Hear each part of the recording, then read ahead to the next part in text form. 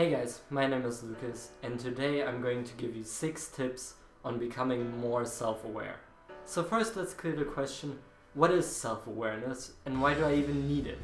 Well, self-awareness is when you know what you feel inside, when you acknowledge your emotions, your thoughts and your actions and take responsibility for them. Basically, in really bland terms, it's not allowing yourself to bullshit yourself any longer. To not allow stupid excuses from yourself keeping your emotions or your thoughts away from you, and not to allow the responsibility to be put on others, but instead taking responsibility for what you feel, what you do, and what you think. So when you have the self-awareness, it's really easy for you to just know why you feel the way you do, why you acted the way you did, and why those thoughts are so strong inside your head. And knowing that will allow you to change all of that and to gain more of the good emotions and the great feelings and do more of the things you want to do and to think just more positive thoughts in general. So I'm going to give you 6 tips right now on how to increase that self-awareness and to use it once you have it. The first tip, the first thing you can do is just to acknowledge the world as it is. Just use your senses to acknowledge the way the world is. Look at the tree and say, that's a beautiful tree, I've never looked at it that way. Try to smell some flowers and then just acknowledge the smell. Ah, that smells good, or whatever it is you're thinking, and allow that thought just to be there. Really acknowledgeable, take it in. Don't try to let your thoughts do so much, just use your senses for once and let the thoughts go. When you have this self-awareness, when you train it from the outside world, you can apply it to what's on the inside. And that's where we want to get to. And the important thing in this first tip, is to not let your thoughts interfere. So just acknowledge whatever it is that comes up, whether it's on the outside or on the inside. The second thing you can do takes a lot more practice than the first one. The second tip is to not allow your emotions to go away without finding out why they were there in the first place. So that's a handful, because you first of all have to acknowledge that you even have this emotion without worrying about it, and then you have to find out deep inside yourself where it came from. And that's hard, because most of the time when we're angry, we're sad, we're frustrated, or we have any other strong emotion, we don't want to find out where it came from. We have so much to worry about in that moment that we don't even want to worry about the emotion. We just want to find a way to deal with it in the first place.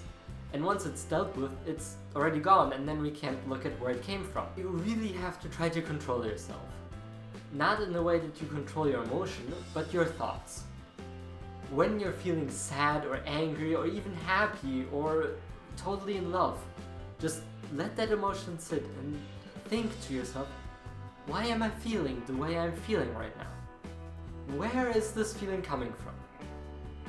Because once you figure out where things come from, then you can change them. A really good example is just doctors. If they don't know where things come from, then they may be cutting you up, removing stuff, or maybe giving you medicine that heals you temporarily, but it will not get to the root of the problem. And the same thing goes for your emotions. If you don't know where they come from, then you can't get rid of the bad and you can't get more of the good. You can't change your emotions per se, you just can change the situations in which those emotions arise. The third tip is just to look at your current state every once in a while. Every day or even every couple of hours, just look at the way you feel right now. And you don't have to go into it, you don't have to find out why you're feeling that way right then and there, but just figure out what it even is you're feeling at that point. Because most of the time, we ignore all the emotions that aren't strong and only focus on the strong ones. But every emotion has its meaning, and every emotion has its purpose. Even when you're walking around town and not having a care in the world, you still feel something. You maybe feel a bit of stress because you have to go somewhere, or you may feel happy that it's such a beautiful day outside, or something. But just acknowledge the way you feel in that moment. The fourth tip that I have for you is just to be honest with yourself. Don't try to bullshit yourself, don't let excuses ruin it, just be honest. You can still not do the work, that's fine, but at least be honest about why you're not doing it. let's say you have this gigantic project due in like 3 weeks and you don't want to work at it right now, but you really should. And so you tell yourself, man, I should really work on this project, but you know what? I don't have all the materials on me, or my partner is not here, or something else is missing, so I can't work on it. Now that's bullshitting yourself, and don't do that. Just be honest with yourself. If you don't want to work on it, then that's a reason not to work on it, and that's fine. But be honest with it. Don't bullshit yourself. If you don't want to work on a project, then just say, you know what, today I don't feel like working on a project. And then that's your reason not to work on it. But if you bullshit yourself, you let the responsibility drift off from you. And then you can never do the project because you're never the one who is in charge anyway. But if you are the one in control, if you are the one who's responsible, then you can change whether or not you work on it at any point in time. And then it's up to you. That's important because when you know what is in your responsibility and what isn't, then you can find out what you can change in your life and what things you can make better and what things you can stop worrying about because they're not in your control anyway. The 5th tip I have for you is to speak before you think. Now I know that sounds a little bit odd because everyone tells you think before you speak, but that's only because they don't want you to embarrass yourself or embarrass them. And that's stupid. If you speak before you think, then you just let out whatever it is that's inside, whatever you feel like right now. And yes, not everyone will like what you say, but you know, at least you're being honest with them. And when you're constantly honest with someone, that earns you their respect. The 6th tip is just to speak your mind. Remember, all these tips are just here to help you become more self-aware. You don't have to, at a funeral, do a stupid joke. That's a bit extreme. And you don't have to really hurt someone with what you say. But in all other situations, you should practice these things. Because we want to get more self-aware. That's our goal. We don't want to hurt anyone, we don't want to get anyone to hate us, but we also don't want anyone to particularly like us because of what we say or what we do. All that these tips are is to get you to know what's going on inside of you.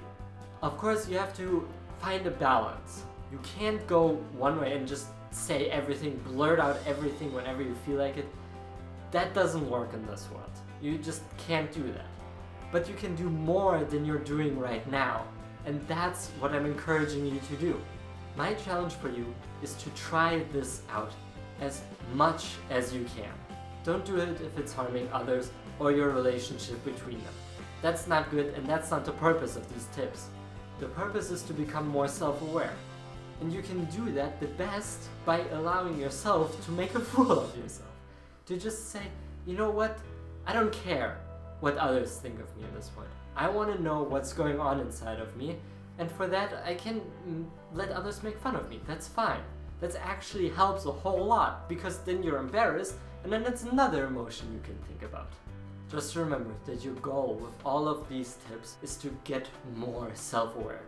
Because once you are more self-aware, you can choose which emotions you have more of and which you have less of. That translates to being happier more often and being sad less often, or frustrated or angry, and just feeling these great emotions and also doing whatever it is you need to do without putting the responsibility on anyone else. And that's why you want to become more self-aware, so that you have a much better life. Your quality of life will increase so drastically when you can be more self-aware, because you're not allowing your own bullshit to get in the way. And you know why you feel the way you do, you know why you say the things you do, and you know why you think the things you do. It'll just make your life so much better because you'll be happy so much more. You'll be excited about life, and you will find all the good emotions because you want to feel them. And you act on that, and you only think good thoughts, and all that negative shit that's on the outside will just dissipate away.